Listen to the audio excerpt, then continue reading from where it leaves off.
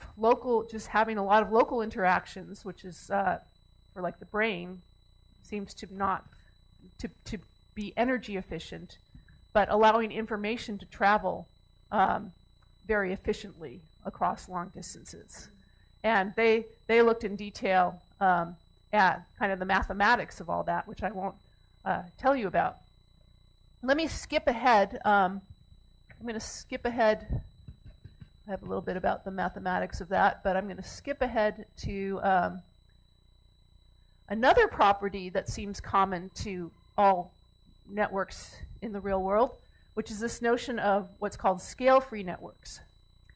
So a scale-free network, and I'll tell you about why it's called that in a minute, but is characterized by what we saw, a small number of these hubs and large numbers of nodes that are not hubs.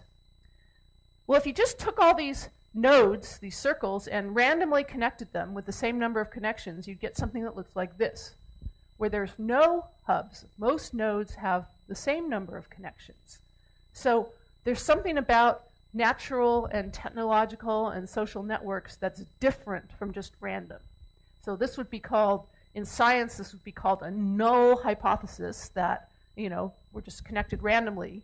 Obviously that's not true, but we seem to be connected with a very specific structure that people have called scale-free.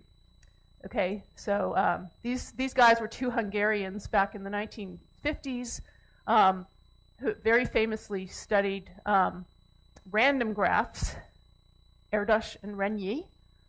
But in the 90s, two other Hungarians, mathematicians, Hungary has produced an incredibly sort of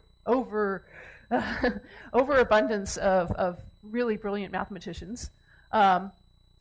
They produced this idea of how these so-called scale-free networks get created, these networks with small numbers of hubs and lots of nodes that are not hubs.